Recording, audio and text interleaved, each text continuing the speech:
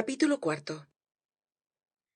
El segundo domingo de julio era para el Palmar el día más importante del año. Se sorteaban los redolins, los puestos de pesca de la Albufera y sus canales entre los vecinos del Palmar, ceremonia solemne y tradicional, presidida por un delegado de la Hacienda, misteriosa señora que nadie había visto, pero de la que se hablaba con respeto supersticioso, como dueña que era del lago y la interminable pinada de la dehesa. A las 7 el esquilón de la iglesia había hecho correr á misa á todo el pueblo. Solemnes resultaban las fiestas al niño Jesús después de Navidad, pero no pasaban de ser pura diversión, mientras que en la ceremonia del sorteo se jugaba al azar el pan del año y hasta el riesgo de enriquecerse si la pesca era buena. Por eso la misa de este domingo era lo que se oía con más devoción. Las mujeres no tenían que ir en busca de sus maridos, llevándolos á empujones á que cumpliesen el precepto religioso. Todos los pescadores estaban en la iglesia con gesto de recogimiento, pensando en el lago más que en la misa, y con la imaginación veían la albufera y sus canales, escogiendo los puestos mejores por si la suerte los agraciaba con los primeros números. La iglesia, pequeña, con las paredes pintadas de cal y las altas ventanas con cortinas verdes, no podía contener á todos los fieles. La puerta estaba de par en par, y el público se esparcía por la plaza con la cabeza descubierta bajo el sol de julio.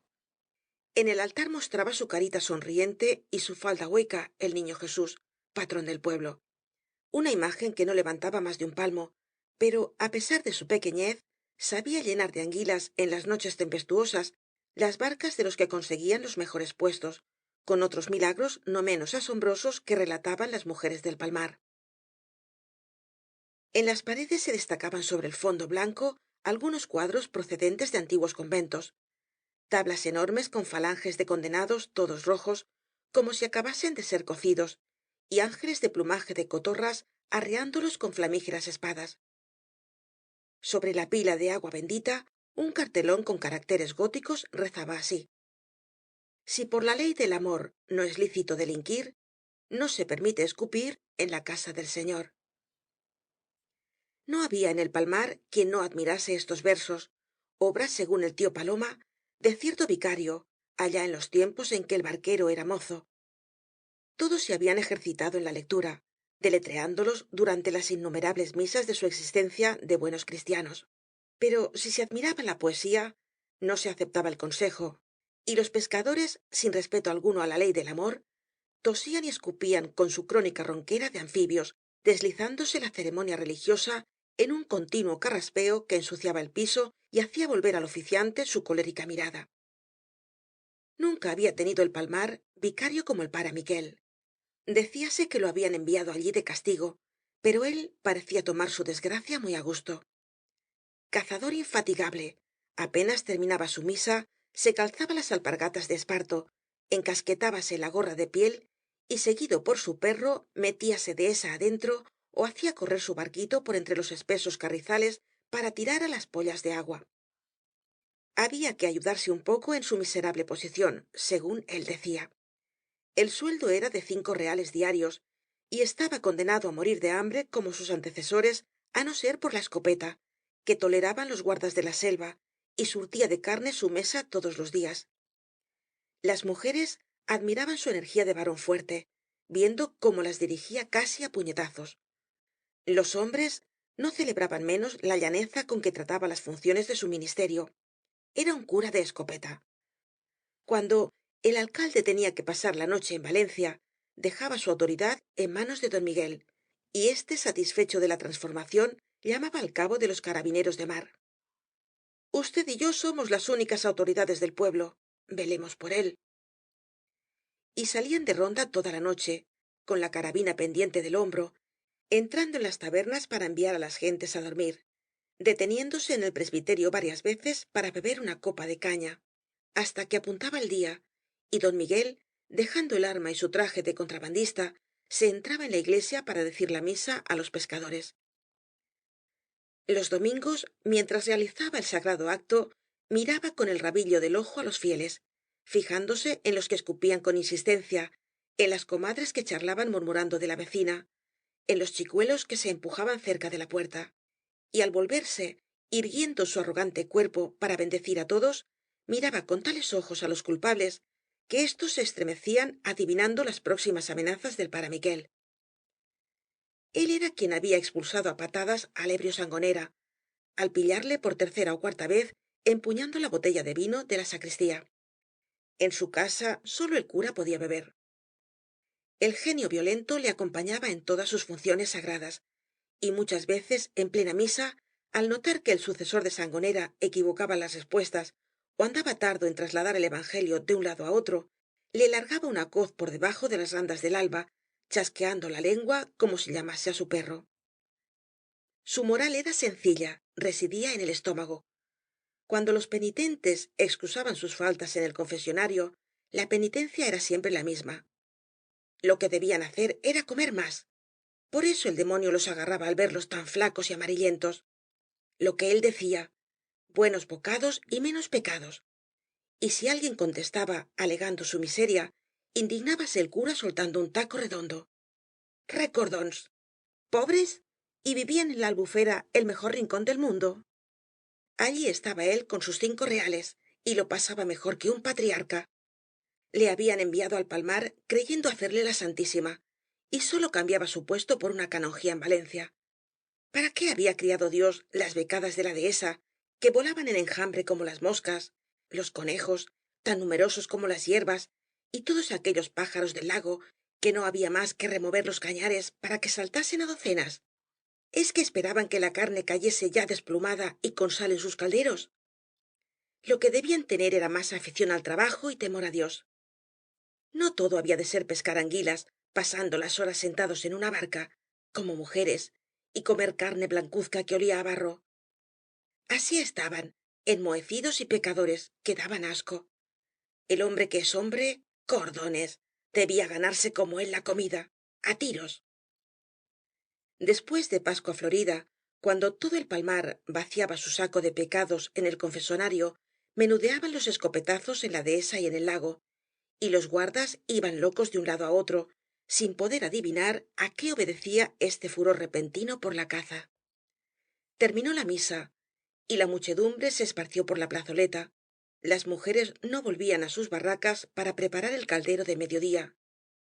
Se quedaban con los hombres, frente á la escuela, donde se verificaba el sorteo, el mejor edificio del palmar, el único con 2 pisos, una casita que tenía abajo el departamento de los niños y arriba el de las niñas.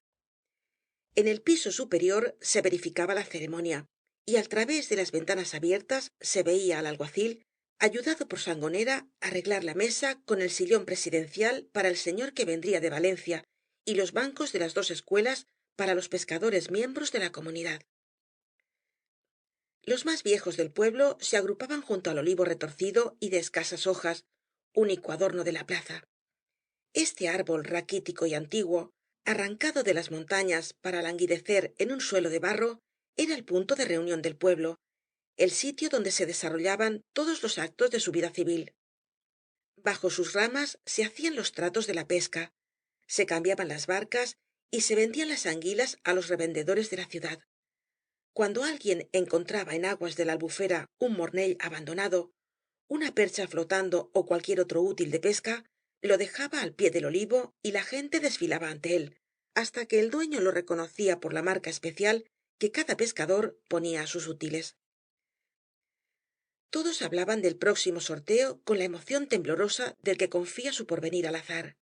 Antes de una hora iba á decidirse para cada uno la miseria de un año ó la abundancia. En los corrillos se hablaba de los 6 primeros puestos, de los 6 redolins mejores, los únicos que podían hacer rico á un pescador y que correspondían á los 6 primeros nombres que salían de la bolsa.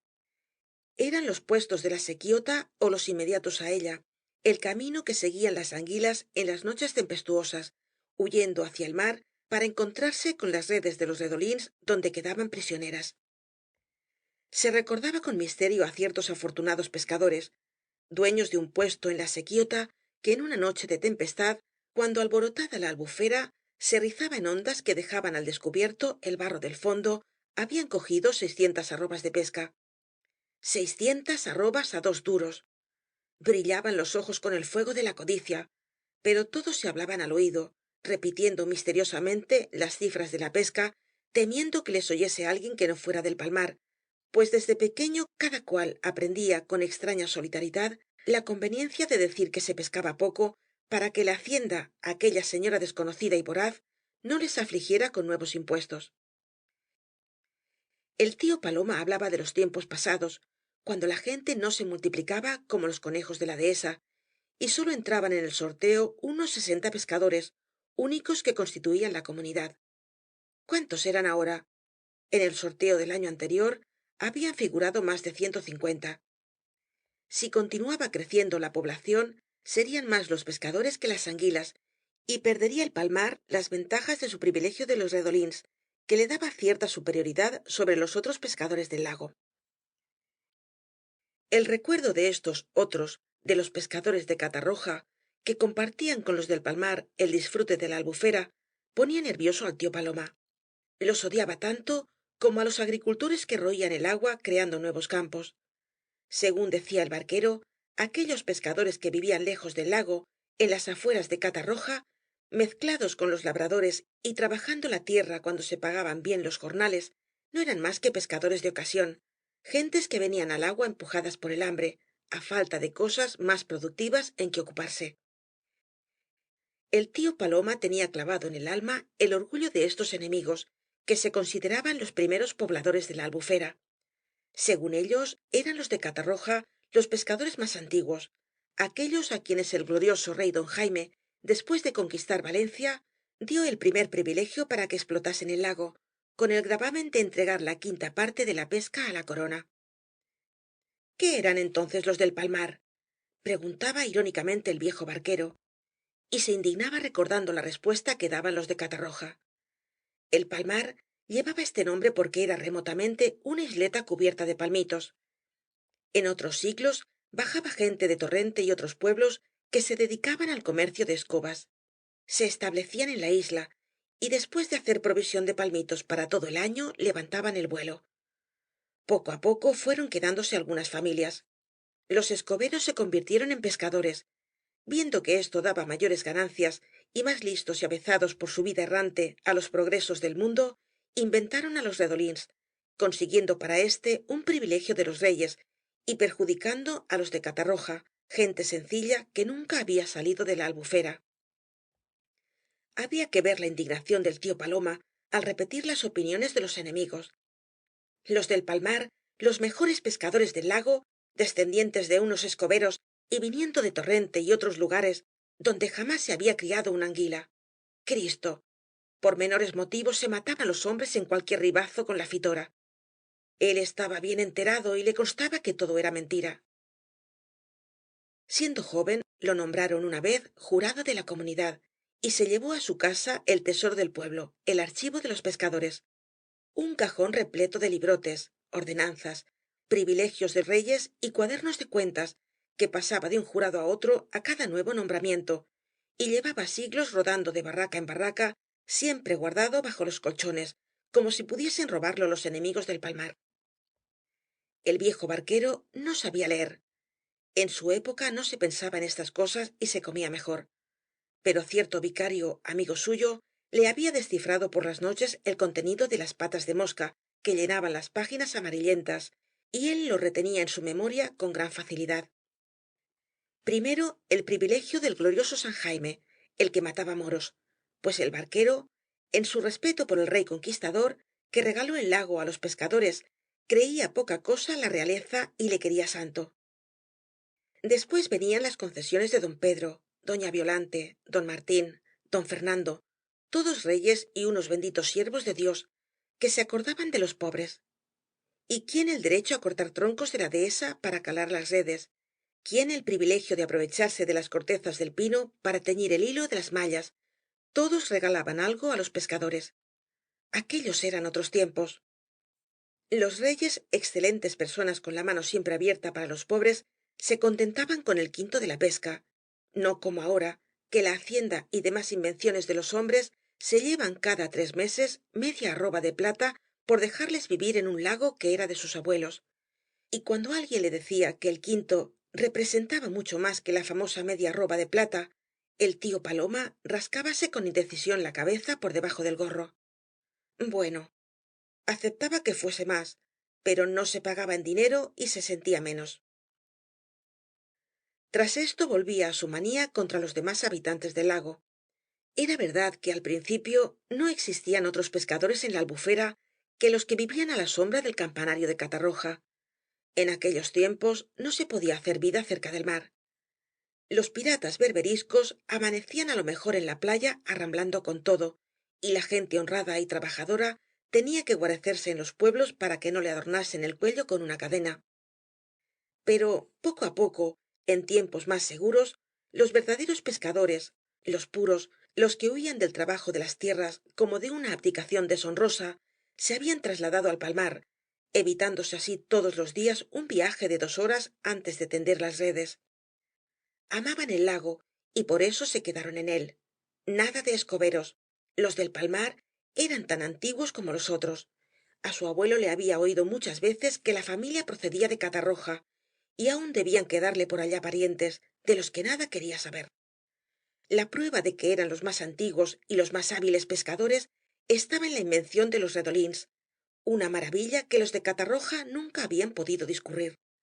Aquellos desdichados pescaban con redes y anzuelos. Los más de los días tenían que hacerse una cruz en el estómago, y por bueno que se presentase el tiempo no salían de pobres. Los del palmar, con su sabiduría, habían estudiado las costumbres de las anguilas.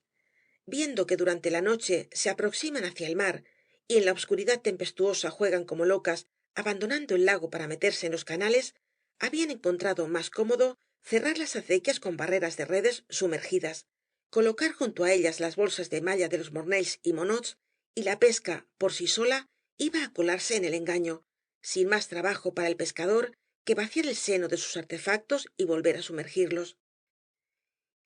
Y qué admirable organización la de la comunidad del palmar. El tío Paloma se entusiasmaba hablando de esta obra de los antiguos. El lago era de los pescadores, todo de todos, no como en tierra firme, donde los hombres han inventado esas porquerías del reparto de la tierra, y la ponen límites y tapias, y dicen con orgullo esto es tuyo y esto es mío, como si todo no fuese de Dios, y como si al morir se pudieran poseer otros terrones que los que llenan la boca para siempre. La albufera para todos los hijos del palmar sin distinción de clases, lo mismo para los vagos que pasaban el día en casa de Cañamél que para el alcalde, que enviaba anguilas lejos, muy lejos, y era casi tan rico como el tabernero. Pero como al dividir el lago entre todos, unos puestos eran mejores que otros, se había establecido el sorteo anual, y los buenos bocados pasaban de mano en mano. El que hoy era un miserable, mañana podía ser rico. Esto lo ordenaba Dios valiéndose de la suerte. El que había de ser pobre, pobre quedaba, pero con una ventana abierta para que entrase la fortuna si sentía el capricho. Allí estaba él, que era el más viejo del palmar, y pensaba cumplir el siglo si el demonio no se metía de por medio. Había entrado en más de 80 sorteos. Una vez sacó el quinto puesto, otra el cuarto. Nunca había conseguido el primero, pero no se quejaba, pues había vivido sin sufrir hambre ni calentarse la cabeza para desnudar a su vecino, como la gente que llegaba de tierra adentro. Además, al finalizar el invierno, cuando en los redolins terminaban las grandes pescas, el jurado ordenaba una arrastrá, en la que tomaban parte todos los pescadores de la comunidad, juntando sus redes, sus barcas y sus brazos. Y esta empresa en común de todo un pueblo barría el fondo del lago con su gigantesco tejido de redes, y el producto de la enorme pesca se repartía entre todos por partes iguales. Así deben vivir los hombres, como hermanos, para no convertirse en fieras. Y el tío Paloma terminaba diciendo que por algo el Señor, cuando vino al mundo, predicaba en lagos que eran poco más o menos como la Albufera, y no se rodeaba de cultivadores de campos, sino de pescadores de tencas y anguilas. La muchedumbre era cada vez mayor en la plaza.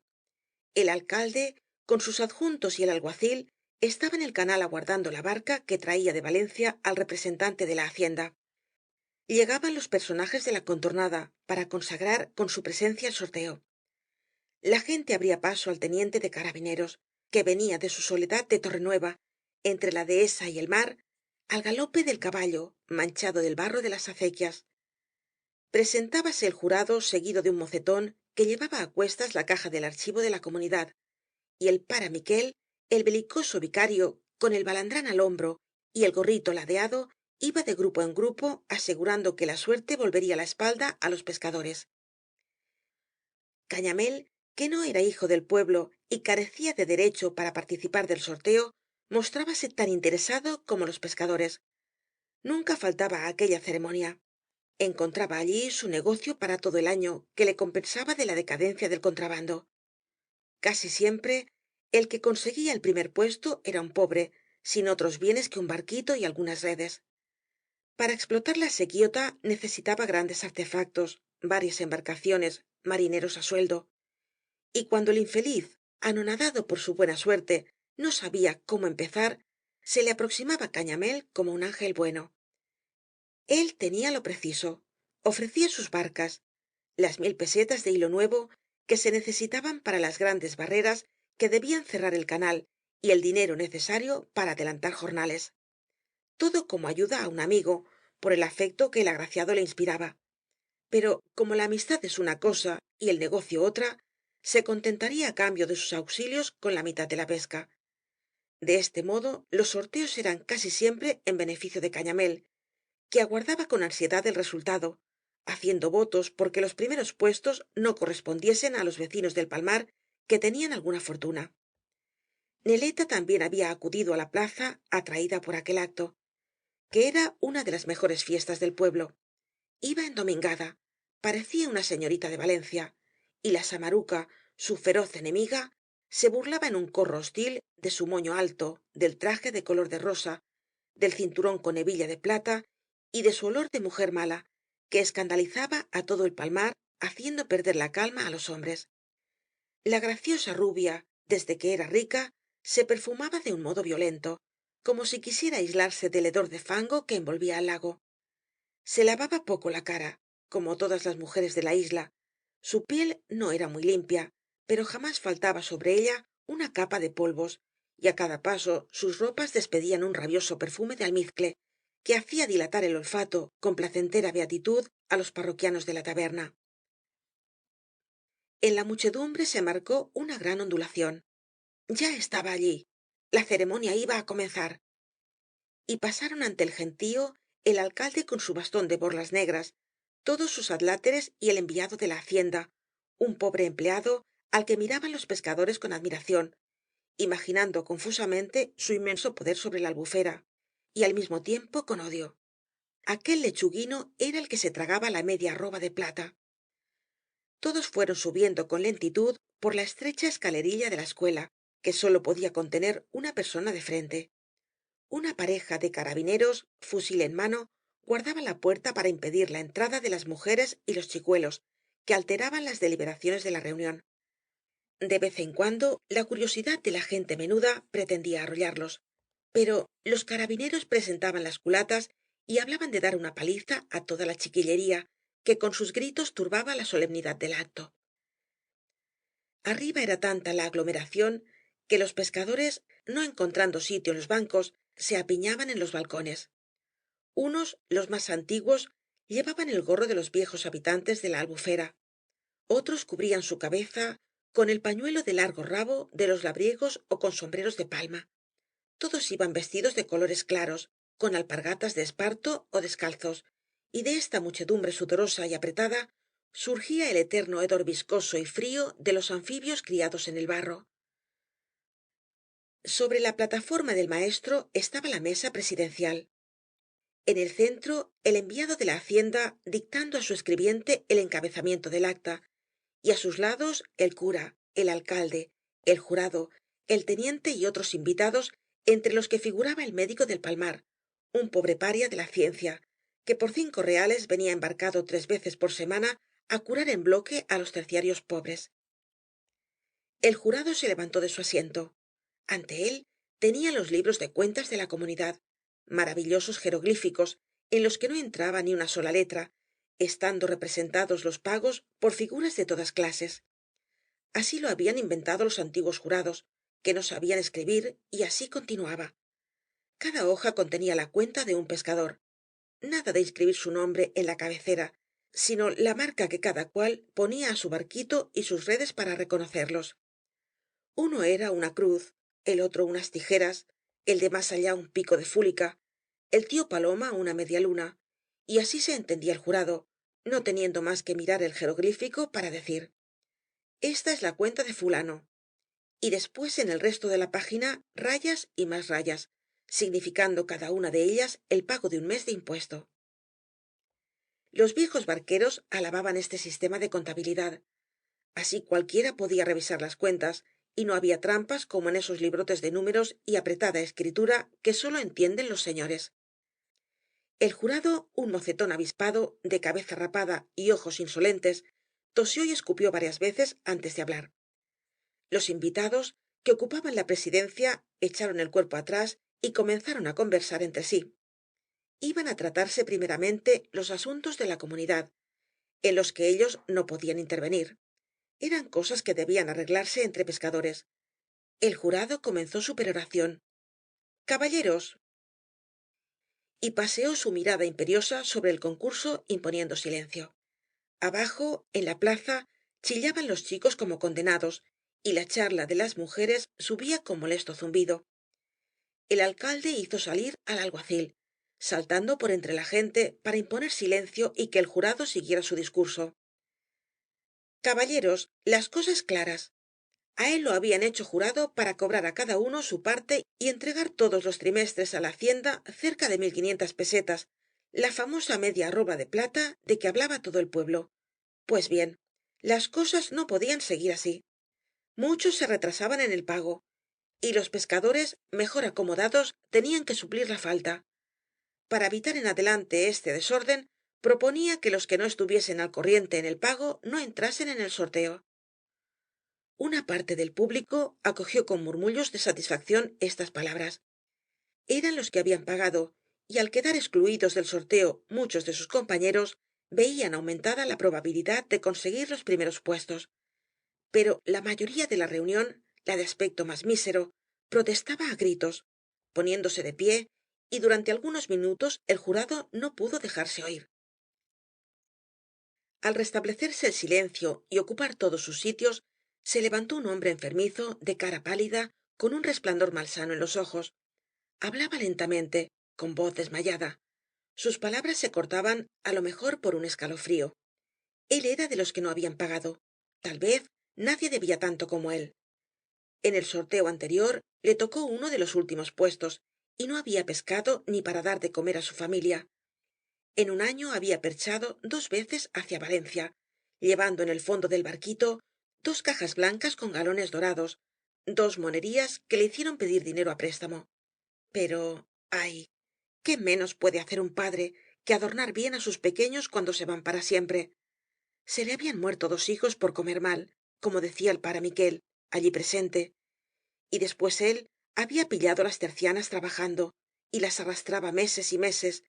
No pagaba porque no podía. Y por esto iban á quitarle su derecho á la fortuna.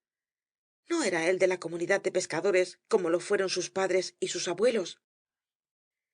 Se hizo un silencio doloroso, en el que podía oírse el sollozar del infeliz, caído sin fuerzas en su asiento con la cara entre las manos, como avergonzado en su confesión. No, redeu, no. Gritó una voz temblona, con una energía que conmovió á todos. Era el tío paloma, que puesto de pie, con el gorro encasquetado, los ojillos llameantes de indignación, hablaba apresuradamente, mezclando en cada palabra cuantos juramentos y tacos guardaba en su memoria. Los viejos compañeros le tiraban de la faja para llamarle la atención sobre su falta de respeto á los señores de la presidencia, pero él les contestaba con el codo y seguía adelante. Valiente cosa le importaban tales peleles á un hombre como él, que había tratado reinas y héroes. Hablaba porque podía hablar. Cristo. Él era el barquero más viejo de la albufera, y sus palabras debían tomarse como sentencias. Los padres y los abuelos de todos los presentes hablaban por su boca. La albufera pertenecía á todos. Estamos. Y era vergonzoso quitarle á un hombre el pan por si había pagado o no la hacienda. ¿Es que esa señora necesitaba para cenar las míseras pesetas de un pescador? La indignación del viejo animaba al público. Muchos reían á carcajadas, olvidando la impresión penosa de momentos antes. El tío Paloma recordaba que él también había sido jurado. Bueno era tener el puño duro con los pillos que huyen del trabajo, pero á los pobres que cumplen su deber y por ser víctimas de la miseria no pueden pagar había que abrirles la mano. Cordones. Ni que fuesen moros los pescadores del palmar. No, todos eran hermanos y á todos pertenecía el lago. Esas divisiones de ricos y pobres quedaban para la tierra firme, para los labradores, entre los cuales hay amos y criados. En la albufera todos eran iguales. El que no pagaba ahora ya pagaría más adelante, y los que tuvieran más, que supliesen las faltas de los que nada tenían, pues así había ocurrido siempre. Todos al sorteo. Tonet dio la señal de la barahunda aclamando á su abuelo. El tío Tóni no parecía muy conforme con las creencias de su padre, pero todos los pescadores pobres se abalanzaron sobre el viejo, demostrándole su entusiasmo con tirones de la blusa y cariñosas palmadas, tan vehementes que caían sobre su nuca arrugada como una lluvia de cachetes. El jurado cerró sus libros con expresión de desaliento. Todos los años ocurría lo mismo. Con aquella gente antigua, que parecía siempre joven, era imposible poner en orden los asuntos de la corporación. Y con gesto aburrido fué escuchando las excusas de los que no habían pagado y se levantaban para explicar su morosidad.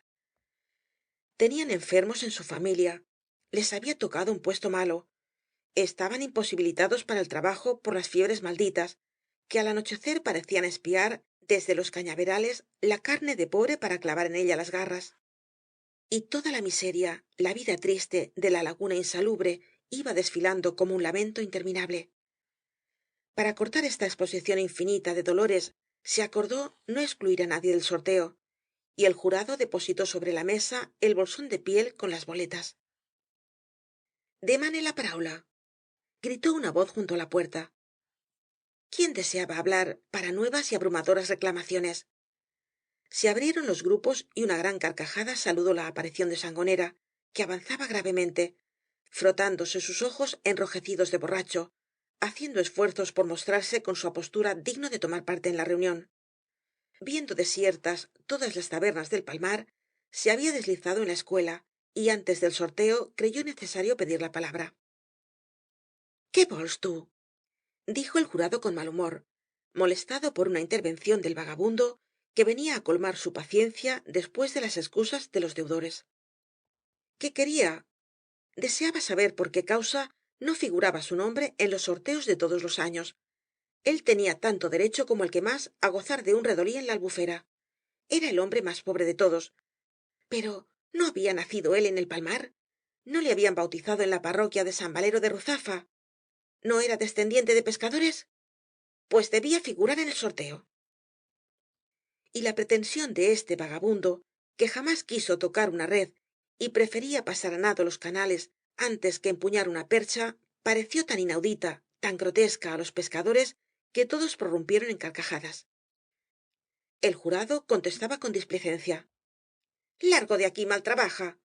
¿Qué le importaba á la comunidad que sus abuelos hubiesen sido honrados pescadores, si su padre abandonó la percha para siempre, dedicándose á la holganza, y él no tenía de marinero más que el haber nacido en el palmar? Además, su padre no había pagado nunca el impuesto, y él tampoco.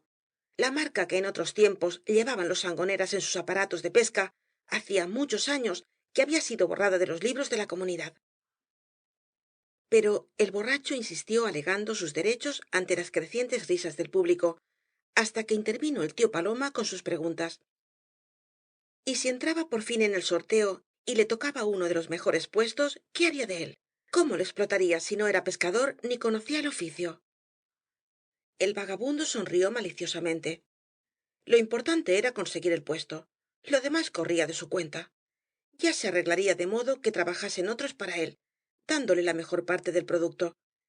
Y en su cínica sonrisa vibraba la maligna expresión del primer hombre que engañó a su semejante, haciéndolo trabajar para mantenerse en la holganza. La franca confesión de sangonera indignó a los pescadores. No hacía más que formular en voz alta el pensamiento de muchos, pero aquella gente sencilla se sintió insultada por el cinismo del vagabundo y creyó ver en él la personificación de todos los que oprimían su pobreza. fuera fuera a empujones y pellizcos fué conducido hasta la puerta mientras los pescadores jóvenes movían ruido con los pies y remedaban entre risas una riña de perros y gatos. El vicario don miguel se levantó indignado, avanzando su cuerpo de luchador con la cara congestionada por la ira. ¿Qué era aquello? ¿Qué faltas de respeto se permitían con las personas graves é importantes que formaban la presidencia? A ver si bajaba él del estrado y le rompía los morros á algún guapo. Al hacerse instantáneamente el silencio, el cura se sentó satisfecho de su poder y dijo por lo bajo al teniente: ve usted, a este ganado nadie lo entiende como yo. Hay que enseñarles el cayado de vez en cuando. Más aún que las amenazas del pare miquél, lo que restableció la calma fué ver que el jurado entregaba al presidente la lista de los pescadores de la comunidad para cerciorarse de que todos estaban presentes. Cuantos hombres tenía el palmar dedicados á la pesca estaban en ella. Bastaba ser mayor de edad, aunque se viviera al lado del padre, para figurar en el sorteo de los redolins. Leía el presidente los nombres de los pescadores y cada uno de los llamados contestaba: ave maría purísima, con cierta unción por estar el vicario presente. Algunos enemigos del padre miquél respondían: aván, gozando con el mal gesto que ponía el vicario. El jurado vació un bolsón de cuero mugriento, casi tan antiguo como la comunidad, y rodaron las boletas sobre la mesa, unas bellotas huecas de madera negra en cuyo orificio se introducía un papel con el nombre del sorteado. Uno tras otro eran llamados los pescadores á la presidencia para recibir su boleta y una tira de papel en la que habían puesto el nombre, en previsión de que no supiera escribir. Eran de ver las precauciones que una astucia recelosa hacía adoptar á la pobre gente. Los pescadores más ignorantes iban en busca de los que sabían leer para que viesen si era su nombre el que figuraba en el papel, y solamente después de muchas consultas se daban por convencidos. Además, la costumbre de ser designados siempre por el apodo les hacía experimentar cierta indecisión. Sus dos apellidos sólo salían á luz en un día como aquel, y titubeaban como faltándoles la certeza de que fuesen los suyos. Después venían las grandes precauciones. Cada uno se ocultaba volviendo el rostro á la pared y al introducir su nombre en la bellota metía con el papel arrollado una brizna de paja, un fósforo de cartón, algo que sirviera de contraseña para que no cambiasen su boleta. El recelo les acompañaba hasta el momento en que la depositaban en el saco. Aquel señor que venía de valencia despertaba en ellos esa desconfianza que inspira siempre el funcionario público á la gente rural. Iba á comenzar el sorteo. El vicario don miguel púsose de pie quitándose el birrete y todos le imitaron. Había que rezar una salve, según antigua costumbre. Esto atraía la buena suerte. Y por largo rato los pescadores, con el gorro en la mano y la vista baja, mascullaron la oración sordamente. Silencio absoluto. El presidente agitaba el bolsón de cuero para que se mezclasen bien las boletas, y su choque sonaba en el silencio como lejana granizada. Avanzó hasta el estrado un niño pasando de brazo en brazo por encima de los pescadores y metió la mano en el bolsón. La ansiedad era grande. Todos tenían la vista fija en la bellota de madera, de la que iba saliendo penosamente el papel arrollado. El presidente leyó el nombre y se notó cierta indecisión en la concurrencia habituada á los apodos y torpe en reconocer los apellidos nunca usados. ¿Quién era el del número 1? Pero tonet se había levantado de un salto gritando: presente. Era el nieto del tío paloma. Qué suerte la del muchacho. Alcanzaba el mejor puesto en el primer sorteo á que asistía.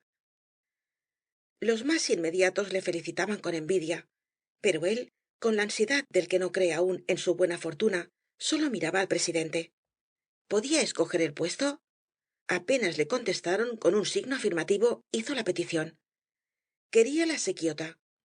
Y cuando vio que el escribiente tomaba nota, salió como un rayo del local, atropellando á todos, empujando las manos que le tendían los amigos para saludarle. En la plaza la multitud aguardaba con tanto silencio como arriba. Era costumbre que los primeros agraciados bajasen inmediatamente á comunicar su buena suerte, tirando el sombrero en alto como signo de alegría. Por esto apenas vieron á tonet bajar casi rodando la escalerilla, una aclamación inmensa le saludó. Es el cubano, es tonet el del bigot. Té lú, té lú.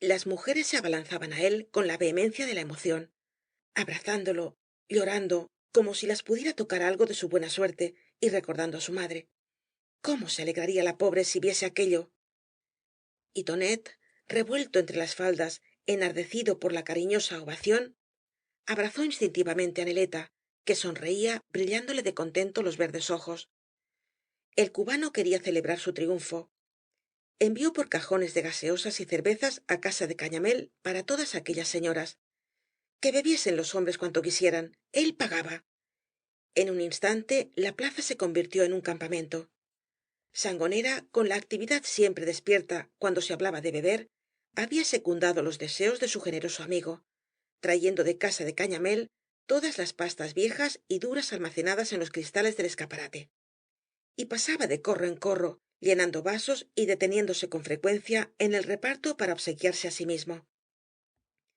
iban bajando los agraciados con los otros primeros puestos y echaban su sombrero en alto gritando vítor vítor pero sólo acudían á ellos su familia y sus amigos toda la atención era para tonet para el número uno que tan rumboso se mostraba los pescadores abandonaban la escuela habían ya salido unas 30 boletas sólo quedaban los redolins malos los que apenas daban para comer y la gente desocupaba el local sin sentir interés por el sorteo el tío paloma iba de grupo en grupo recibiendo felicitaciones por primera vez se mostraba satisfecho de su nieto je je la suerte es siempre de los pillos ya lo decía su padre allí estaba él con sus 80 sorteos sin conseguir nunca el uno y llegaba el nieto de correrla por tierras lejanas y al primer año la suerte pero en fin todo caía en la familia y se entusiasmaba pensando que iba á ser durante un año el primer pescador de la albufera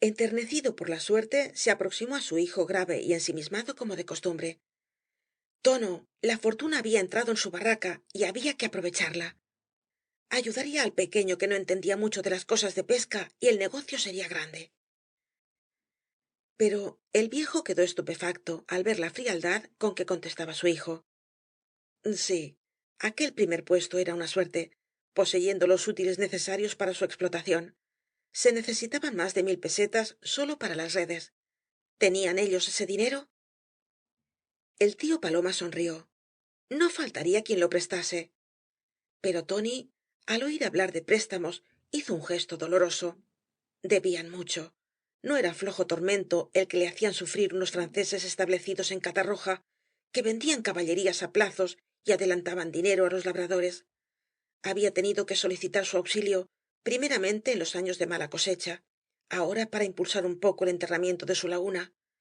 y hasta en sueño veía á los tales hombres vestidos de pana que chapurreaban amenazas y sacaban á cada paso la terrible cartera en la que inscribían los préstamos con su complicada red de intereses ya tenía bastante el hombre cuando se ve metido en una mala aventura debe salvarse como pueda sin buscar otra le bastaban las deudas de agricultor y no quería enredarse en nuevos préstamos para la pesca su único deseo era sacar sus tierras á flor de agua sin entramparse más el barquero volvió la espalda á su hijo y aquella era su sangre prefería á tonet con toda su pereza se iba con su nieto y ya se ingeniarían los dos para salir del paso al dueño de la sequióta nunca le faltaba dinero tonet rodeado de amigos agasajado por las mujeres enorgullecido por la húmeda mirada de neleta fija en él sintió que le llamaban tocándole en un hombro era cañamél que parecía cobijarle con sus ojos cariñosos